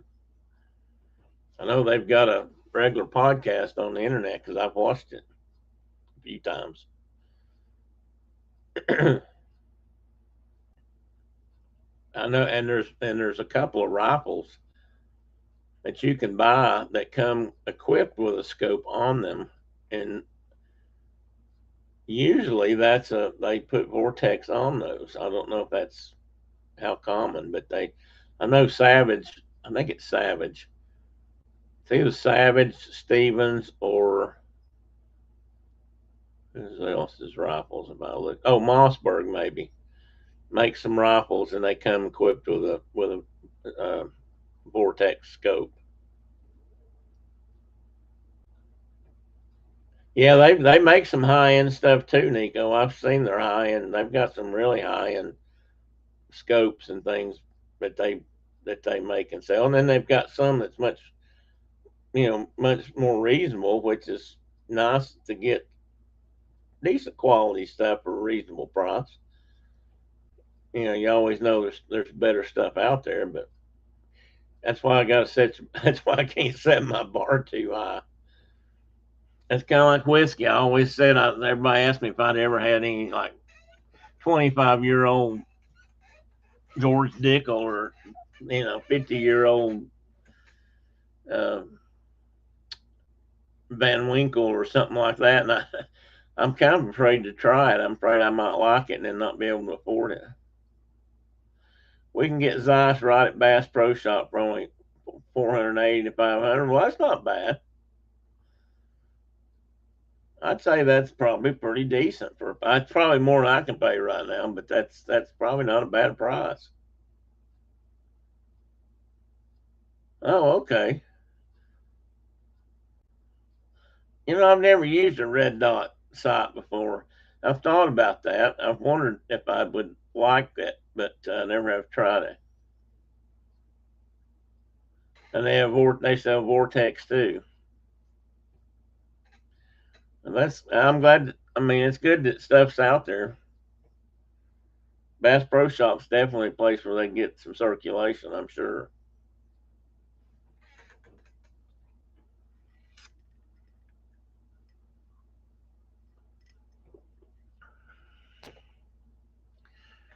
I have a love hate relationship with Bass Pro Shops. So, and I'm sure that doesn't surprise anybody in here.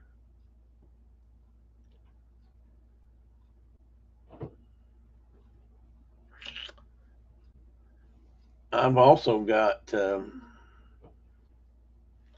got one pair of Cabela's binoculars I've had for a long time, and if anybody remembers Cabela's, they're actually sold by Bass Pro Shop now because Bass Pro bought them out. But I bought this little pair of Cabela's. They're 10 by 25s, And they're actually good little pair of binoculars. I kind of got over lightweight small binoculars, even though they're nice to carry, because they're not bright enough.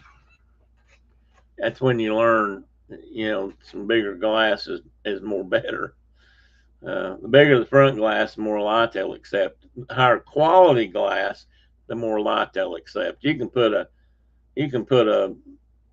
good scope up to your face, for example, and look through it, and even at sunset or at daybreak, through that scope, you can see way better than you can with your naked eye. It's almost like they suck in the light. I don't go to Bass Pro too much. It's a little out of the way, and I can get better deals online. Well, that's probably true too, Nico. I got a Bass Pro shop 15 miles from the house, maybe, and I haven't been in there in ages. Um, I guess a little, but I got a little miffed when they started buying out company. I mean, they bought out Cabela's. That's why Cabela's no longer exists.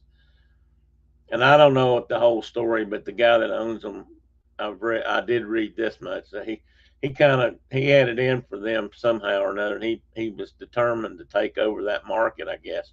And eventually he ended up forcing them out, and he bought them out.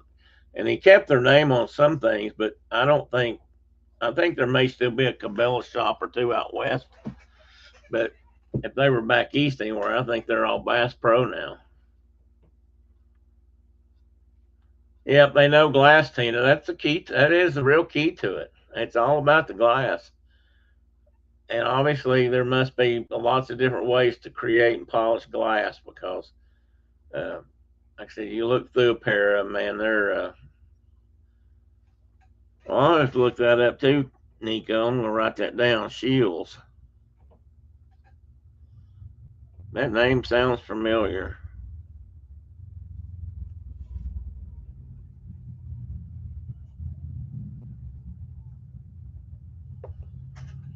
I'll have to check them out.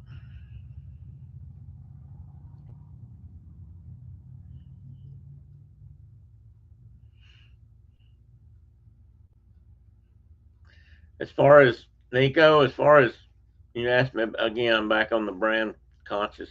As far as guns are concerned, most of I'm qualifying this in my head. I'd say most of the stuff I own is made by Ruger, and then I've got a scattering of other stuff. But I've collected Ruger pistols or revolvers since I was in my 20s, so I've got quite a few of them, and I like their stuff, and they're American made, and I don't know. I like. In fact, they're made. A lot of their stuff now is made just over in North Carolina. They've moved out of the Northeast pretty much. They've got Tucson, Arizona, out your way, and plant in Meridian, North Carolina. I'm not sure about that. I know it starts with an M, but I can't remember the name of the town. Uh, and I think it's over in the Piedmont area of North Carolina, so it's not real close. Um,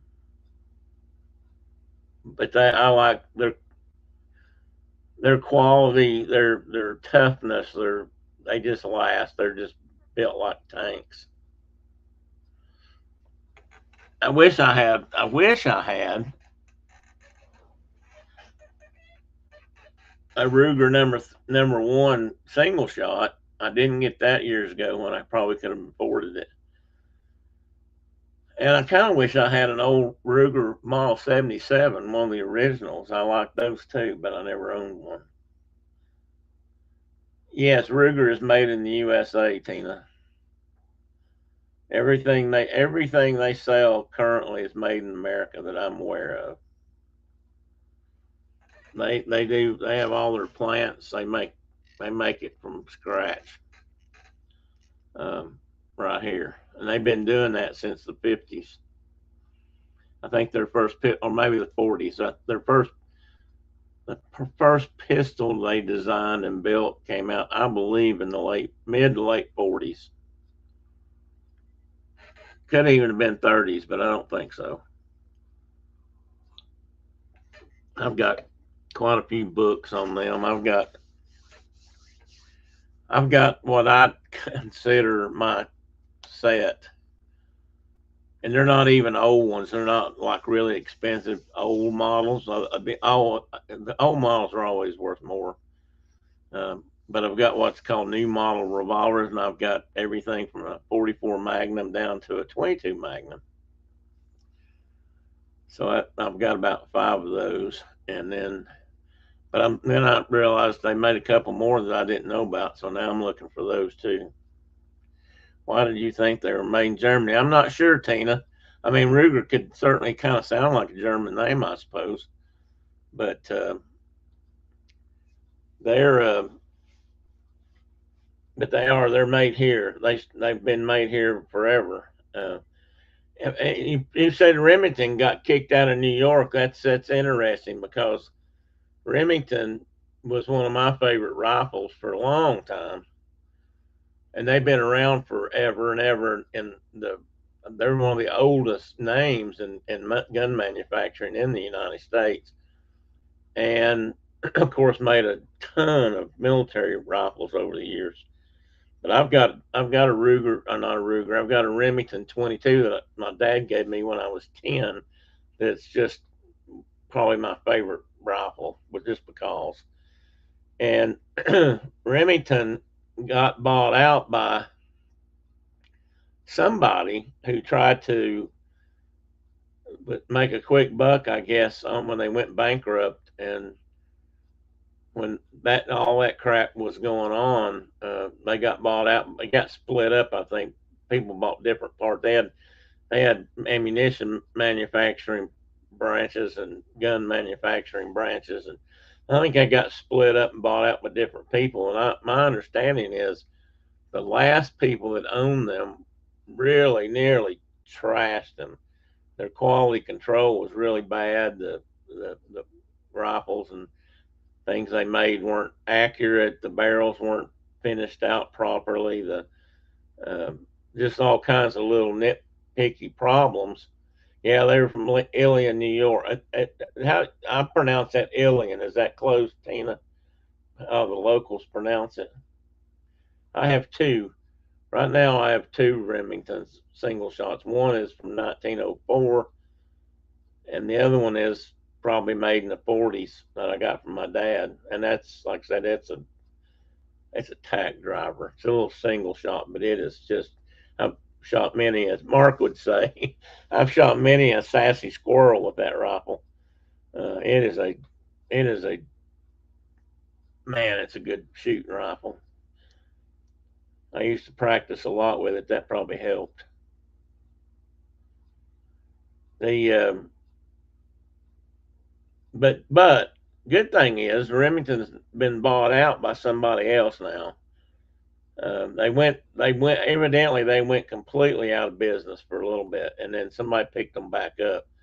And I'm not sure who that is, but they may be making them somewhere down this way too now. By that I mean, a lot of these companies have moved further south where they had less restrictions. Um, we won't even go into that today, but the whole, but Remington's making a comeback. I think. Is that a 700 of some sort, Nico, or is it? It's not one of the semi-automatics, is it, or the pump? They make a pump rifle too. Still, the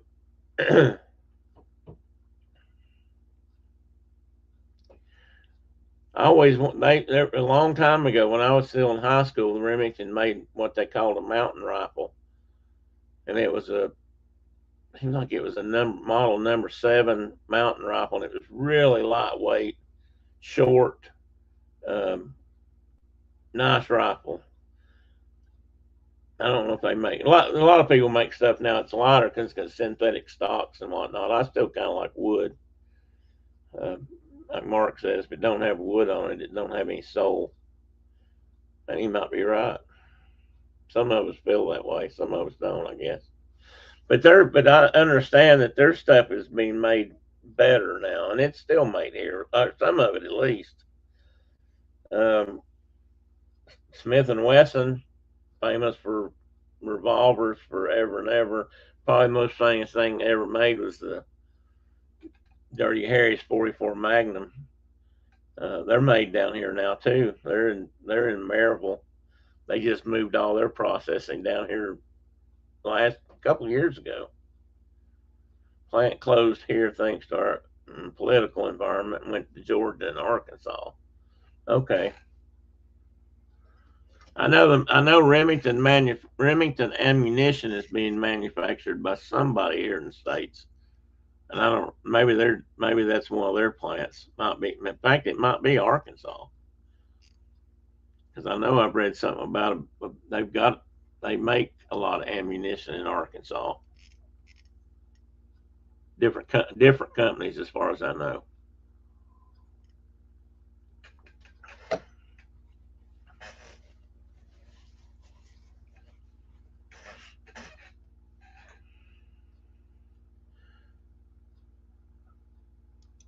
There's a lot of the old companies that made good stuff like that, good rifles, good equipment that are long gone, and some of the names are coming back, like even Savage and Stevens, which made these great little boys rifles and single shot rifles and target rifles back in the turn of the century, and over time kind of went away. And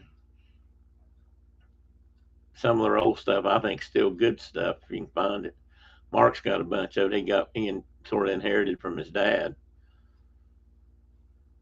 But I don't know if they're all the ones that are. Some of the ones that are coming in now are made in Turkey, and Turkey has a long history of making things like that.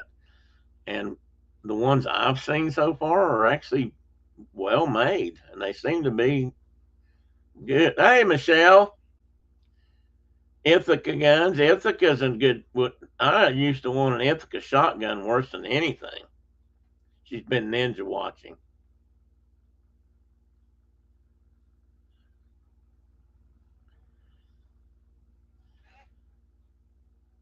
Welcome in. Good to see you. Yeah, Ithaca used to make a sort of an English style shotgun that was a pump action, and what I thought was really cool about it was it ejected straight down out of the bottom of the gun, so when you pumped it, it didn't go out across your face.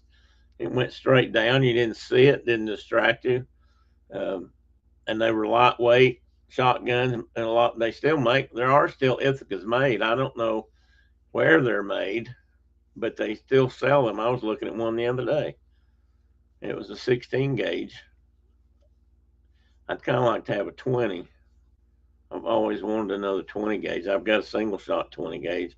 I had a double barrel 12 gauge that belonged to my dad, and that's currently one of the missing pieces from things I was supposed to inherit. We're not sure what happened to it. I should have kept it. I had it for a long time. I took it back up there.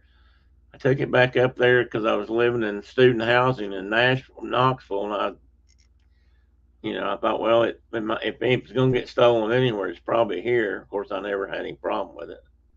I took it to Dad's, and now I don't know where it is. I really would like to get it back. Yeah, I'd like to have a new shotgun. I always wanted to get a good gun for turkeys too. I've only hunted them a few times, and most of the time when I hunted them, I was using a bow or a muzzle loader. And both of those things kind of put you at a disadvantage with a turkey. But there's some good stuff out there for turkeys now. I mean, you can get a good shotgun for turkeys with multiple chokes now. So much stuff comes with variable chokes that you can get a good shotgun and hunt just about anything with it. You can change the chokes in it, and it'd be a good upland game bird, or it'd be good for turkeys, or a barrel that's maybe just it really shoots good for grouse. Now the prices aren't that bad either.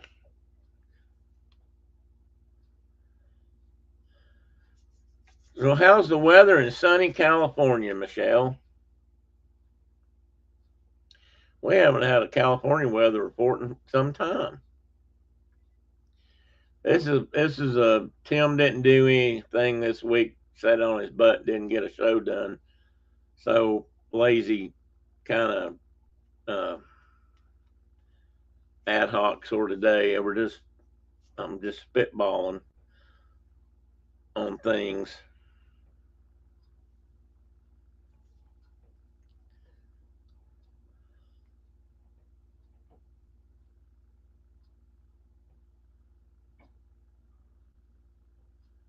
Oh, cool. Have you guys gotten any rain? That would be I guess that's my next question. Because I know there were some fires out there somewhere last week or the week before last when I was out that way. Nope, no rain. I was afraid of that. But I think I think Wyoming was getting smoke from that part of the country too, or parts of the West were anyway. I'm not sure where the fire was. We had a fire close to us. I mean, we watched it. It was just, I'm going to say it was a few miles away. It was probably more than that because out there everything looks closer than it really is. But, we watched it burn most of the afternoon, and it crowned out just as it was getting dark, which is kind of dramatic. And they were bringing in some crews to monitor it. I don't think they were too concerned about putting it out at that time. They were letting it burn some, I think, because there are areas out there that definitely need it. Burning it off is a good way to regenerate a lot of species out there because there's a lot of stuff out there. A lot of the trees in that part of the world, a lot of shrubs, a lot of that stuff is fire dependent, or at least it uses it.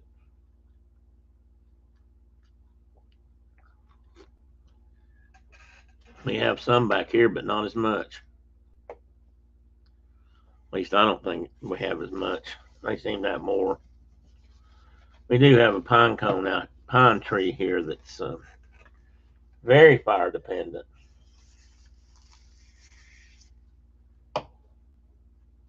There's a big patch of it in the Smokies. I think they've talked about trying to burn some of that area a time or two in the Smokies to let that rejuvenate, but I don't know if they've done that yet or not. They may have. They do control burns up there. Most of the time it's in the grassy areas like Cades Cove. What time is it? Oh my goodness, it's noon o'clock. Well, guys, I've kept everybody here for a long time, and I haven't really talked about much of anything. So I do appreciate you being here and putting up with me for this long. We will have a regular show next week, and like I said before, unless something drastic happens, we're gonna be talking about the Wyoming trip in better detail. I mean, I talked about it a little bit last week, but that was just kind of hitting some high spots. I'm going to have Dave and Shannon on, and we're going to discuss their what's the word I'm looking for here?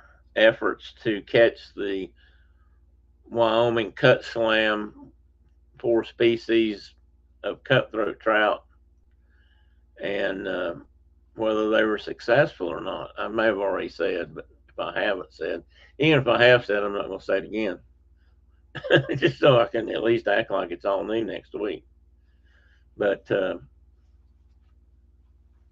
well, thanks, Michelle, for stopping in. I appreciate it. Anytime. Hit that like button before you leave. And everybody, as you're moving out the back, leaving out the exit here, hit that like button on your way out. Well, thank you, Dawn. Like I said, I feel kind of bad today. I didn't work on anything. I usually try to put something together, and even if it's something off the cuff, I usually spend a lot of time researching it. And today I did not do that. I don't, like I said, I've not felt right all week. In fact, I woke up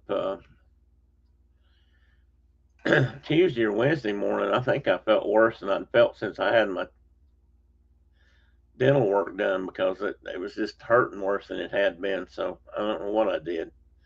So I've been a little bit,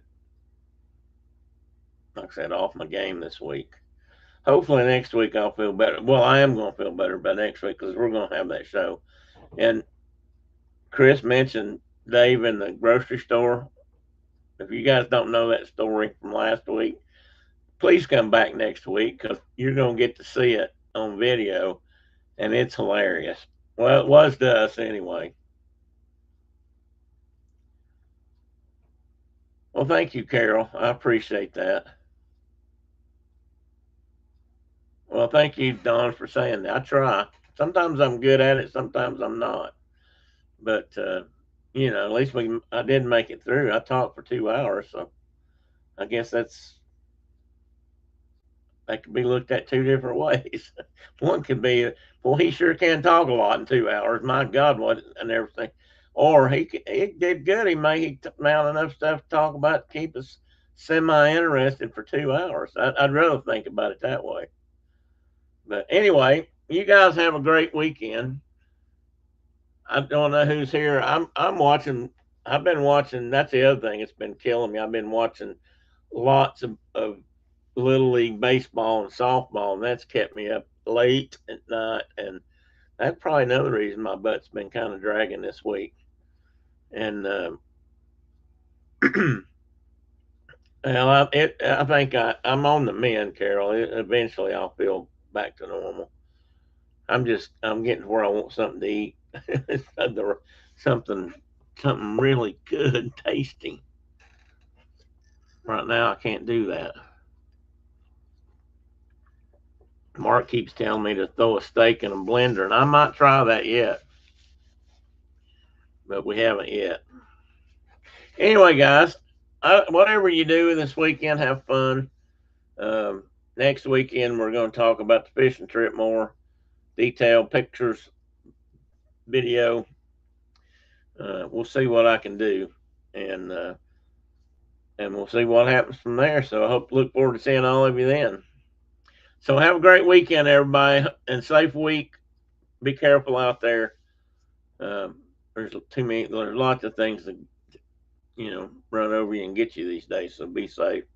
Look both ways when you cross the street. And I'll see you all again next week.